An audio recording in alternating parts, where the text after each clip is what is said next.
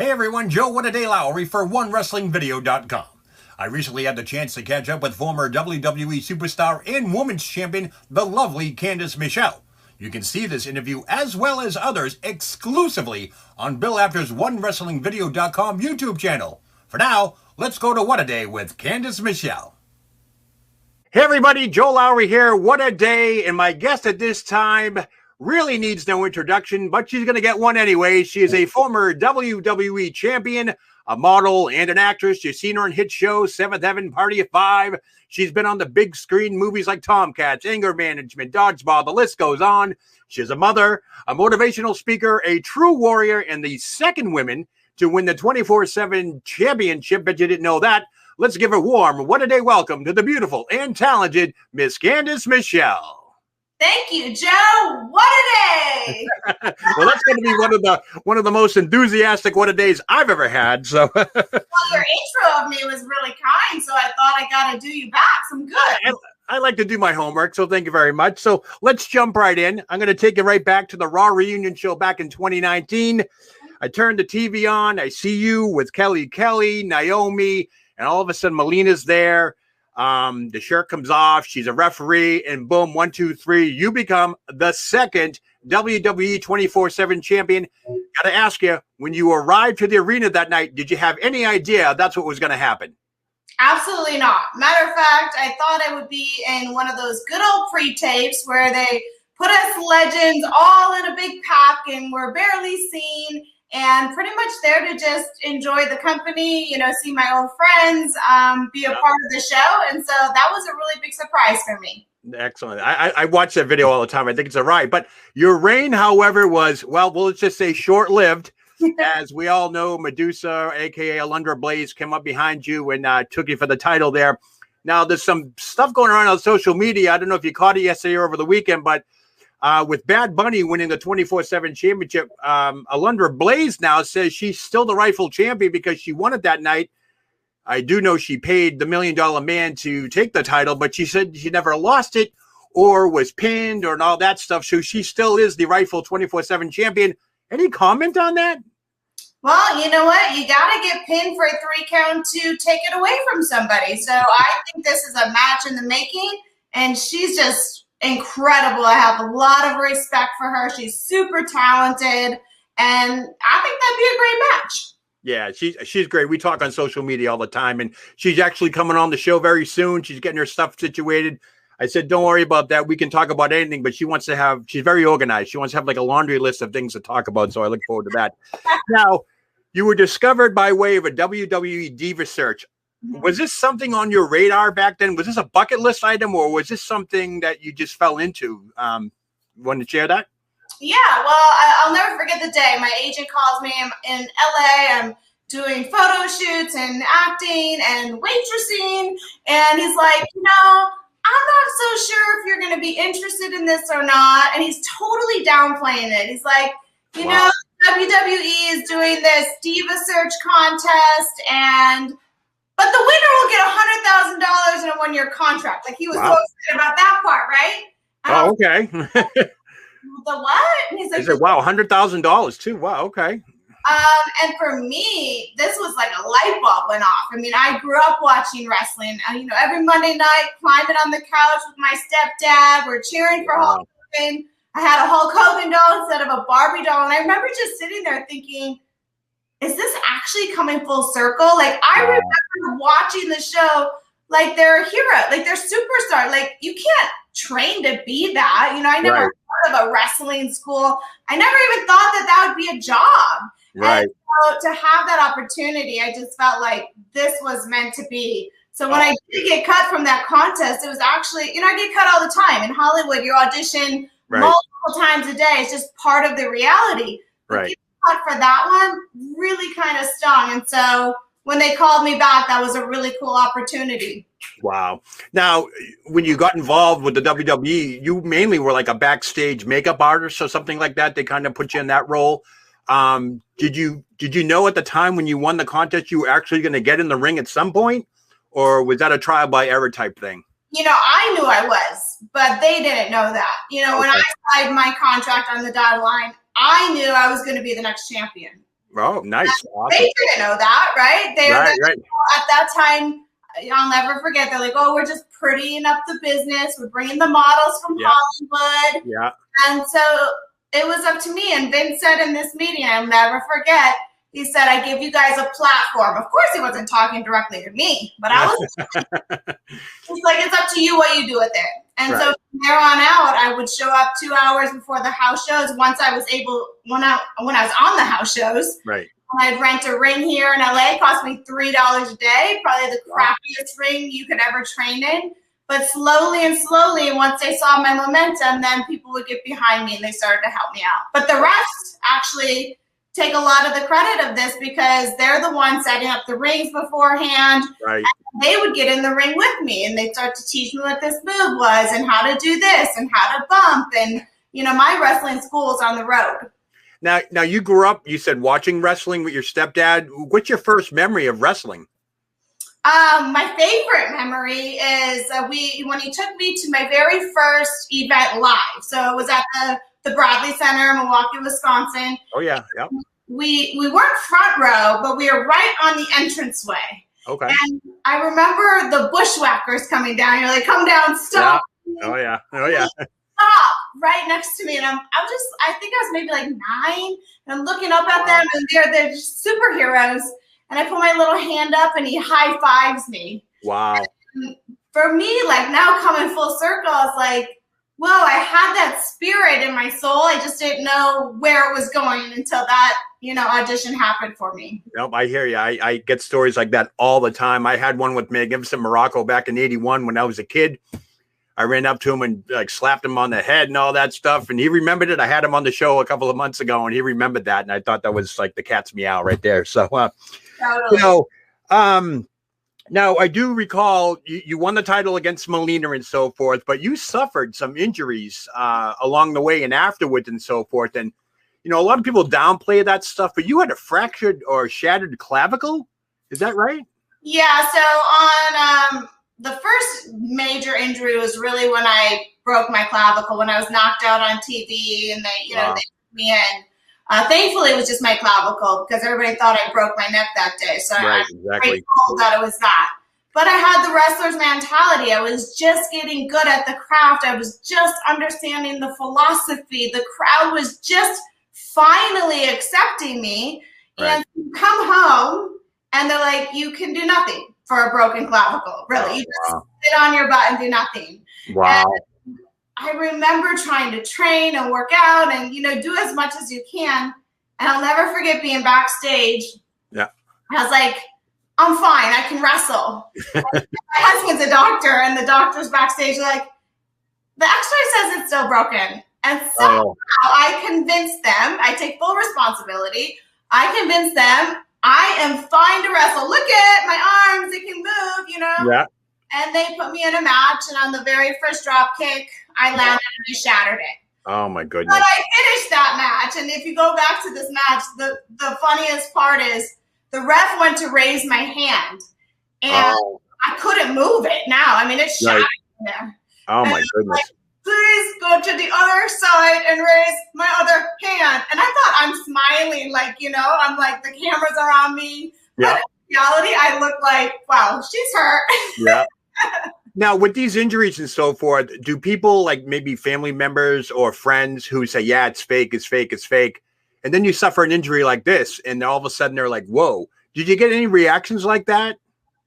You know, I think my family personally, everybody knew, you know, the hard work and all the injuries, you know, they see it firsthand. So I never get that from them. But you always get that from somebody that doesn't watch wrestling or that's not knowledgeable. Most of those would come, like when my GoDaddy commercials took off, I had all these interviews from the non-wrestling community, you know, so they're kind of like, oh, what about this fake wrestling? And I'm just like, you know, you got to sit back and explain it to them. And so we just do. Now the GoDaddy commercial, I remember it, obviously. I'm a Patriots fan, born and bred in New England. Pats were playing the Eagles and your commercial came on and I was like, oh my God, I didn't know anything about it. The internet was, you know, not as advanced as it is today. So you didn't get the cheated commercials and all that stuff beforehand. So when I saw it, I was like, wow. And of course you were mocking the wardrobe malfunction. Did you have to audition for that? Did they find you, or how did that all come about? Yeah, I did. They actually auditioned in all the top, most famous audition states, you know, Miami, Wow. Texas, obviously Los Angeles. They even did from London. And then I had to do it was my first virtual audition, which back then was very unheard of, right? Yeah. Yep. You know? And I remember the guy just told Bob Parsons, the owner, he's like, I found your girl. And oh, wow. And I nailed the audition and got it. All right. So I got to ask, how many takes did it take? Not many, actually. It was really cool because, you know, they had a script of what it was. Yeah. But I think why they liked me is my improv skills. You know, they're like, kind of do what you would do in this situation. Right, you know, exactly. I was like being just really off the wall and, you know, yep. fun. And they kind of enjoyed that. There was, you know, and I think that's kind of what relayed to other people. All right. That's awesome. I loved it. So, all right. So back down. I'm going to run down a little bit of a list of your accomplishments real quickly, just for let my audience know. Your resume includes, obviously, WWE Women's Championship, Pro Wrestling Illustrated's 2007 Most Improved Wrestler, ranked number 10 in the PWI 500 in 2008, Woman of the Year in 2007. Impressive, to say the least. Do you feel the success you had in the ring in such a short time paved the way for more female athletes to do what you're doing or do what you did and so forth? Because you weren't in the WWE wrestling for quite a long time. You know, you had a career before that. You won the Diva search, you won the title, all these accomplishments, and then, you know, after that you were done. You know, do you think you're responsible for a lot of the generational wrestlers that are coming up now that grew up watching you and saw the success that quick? Do you take responsibility for that?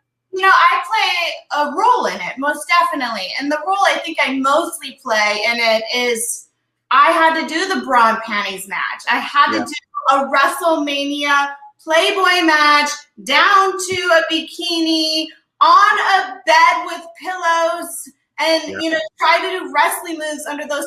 I had to do a pudding match. Yeah, I remember that. Like that nature where we paved the way, everybody in that era for women to be where they are today. You know, I remember trying to, you know, do a suplex in the pudding, and I couldn't even get my out of the damn pudding, you know?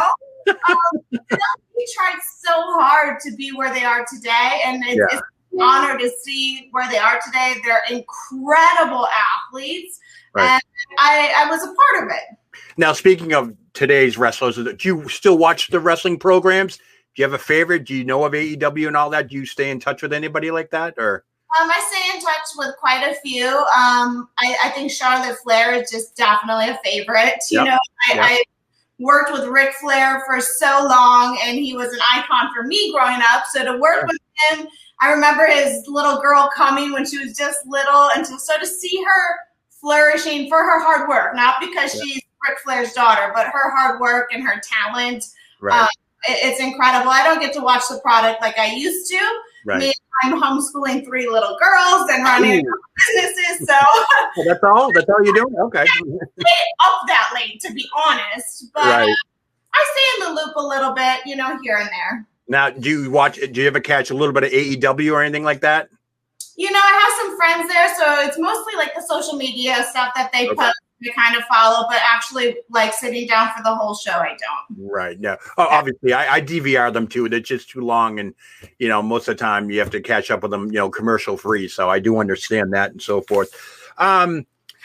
So your thoughts on, well, so you don't really watch it a lot, but do you feel with because you came from pretty much the Attitude Era with the WWE. I mean, the matches you've had, you described the pudding matches, the bra and panty matches, those things are so, you know, people watching the product now have no idea about those matches and, you know, what they entailed and so forth.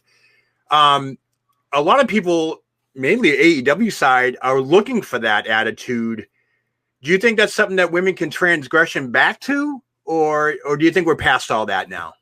You know, I think there's a lot of it we're past, but I think there's always a time and place for it. I mean, the reality of the world is sex sells. I mean, it is what it is. You know, like even for me as a woman, you know, I see a hot woman on a billboard. I'm like, oh, what products is she using? You know, exactly. Yep. Obviously, in a predominantly male sport, you know, like I don't mind pretty faces. Actually, I like the ironic part of it. You know, when you get a beautiful girl who looks like she can't get in the ring and all of a sudden she gets in there and kicks somebody's butt. Like, that's pretty cool. That's like, you know, what women want to stand for. You want to be hot, you want to be pretty, but then, you know, when you got to do business, you can do business. Exactly. No, I totally understand that.